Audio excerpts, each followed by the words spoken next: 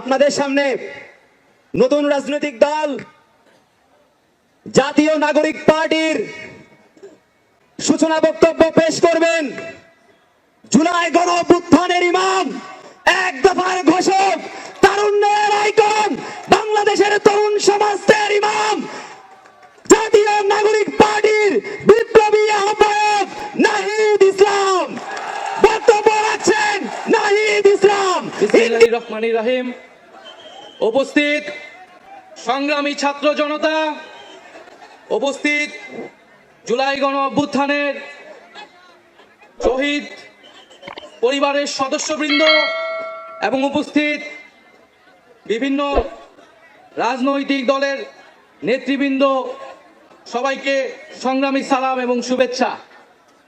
আজকে এক ঐতিহাসিক মুহূর্তে আমরা অবস্থান করছি এখানে, এবং আজকের এই অবস্থান থেকে আমরা আমাদের যে নতুন রাজনৈতিক দল জাতীয় নাগরিক পার্টির ঘোষণা করেছি।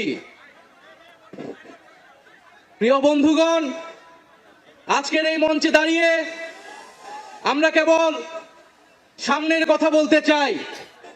আমরা পিছনের ইতিহাসকে অতিক্রম করে একটি সামনের সম্ভাবনার বাংলাদেশের স্বপ্নের কথা বলতে চাই। সেই স্বপ্নের বাস্তবায়নের লক্ষ্যেই আজকে আমরা এখানে উপস্থিত হয়েছি। জুলাই গণ অভ্যুত্থানে ছাত্র জনতার মধ্য থেকে স্লোগান উঠেছিল, তুমি কে আমি কে, বিকল্প বিকল্প। আজকে সেই বিকল্পের জায়গা থেকে নতুন রাজনৈতিক দলের আত্মপ্রকাশ ঘটেছে। আমরা মনে করি বাংলাদেশে যে বিভাজনের রাজনীতি তৈরি করে বাংলাদেশের জনগণকে দুর্বল করে রেখে এই রাষ্ট্রকে দুর্বল করে রাখার যে ষড়যন্ত্র তৈরি হয়েছিল, সেই ষড়যন্ত্র আমরা জুলাই গণ অভ্যুত্থানে সকলের ঐক্যের মাধ্যমে ভেঙে দিয়েছি। আমরা আজকের এই মঞ্চ থেকে শপথ করতে চাই যে বাংলাদেশকে আর কখনোই বিভাজিত করা যাবে না। বাংলাদেশে ভারতপন্থী পাকিস্তানপন্থী কোনো রাজনৈতিক ঠাঁই হবে না। আমরা বাংলাদেশকে সামনে রেখে, বাংলাদেশের জনগণের স্বার্থকে সামনে রেখে সকলে ঐক্যবদ্ধভাবে রাজনীতি এবং রাষ্ট্র বিনির্মাণ করব। আজকের এই যে নতুন রাজনৈতিক দল জাতীয় নাগরিক পার্টির আত্মপ্রকাশ উপলক্ষে আমাদের যে আনুষ্ঠানিক বক্তব্য, যে সূচনা বক্তব্য, সেই বক্তব্য আমি লিখিত বক্তব্য আমি আপনাদের সামনে পাঠ করছি।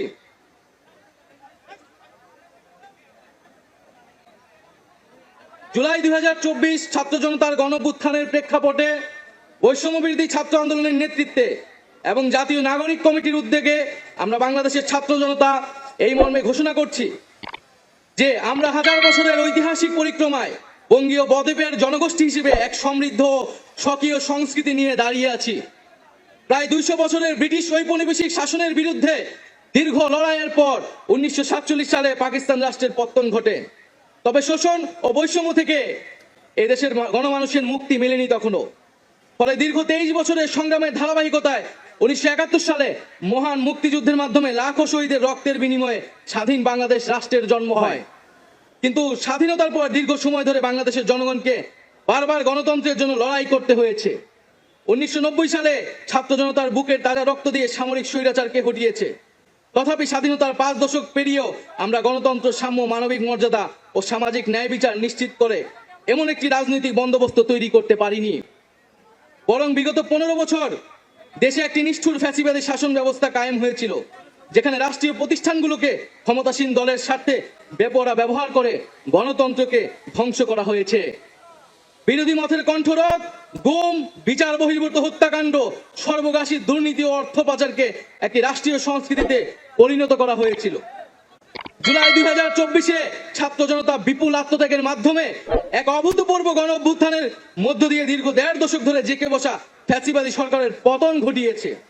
কিন্তু আমাদেরকে স্মরণ রাখতে হবে, হাজারো শহীদদের আত্মত্যাগের বিনিময়ে অর্জিত এই নতুন স্বাধীনতা কেবল একটি সরকার পতন করে আরেকটি সরকার বসানোর জন্যই ঘটেনি।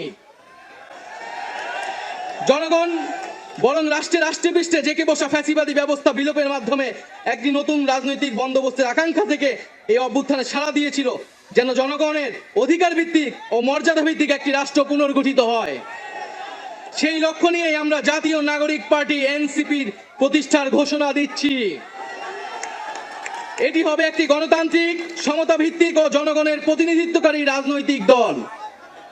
আমরা মনে করি জুলাই 2024 ছাত্র জনতার অভ্যুত্থান আমাদের সেকেন্ড রিপাবলিক প্রতিষ্ঠার লড়াই সূচনা করেছে।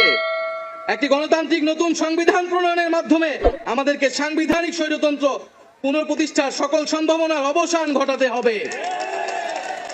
আমাদের সেকেন্ড রিপাবলিক প্রতিষ্ঠার জন্য গণপরিষদ নির্বাচনের মাধ্যমে একটি নতুন সংবিধান প্রণয়ন আমাদের অন্যতম প্রাথমিক লক্ষ্য।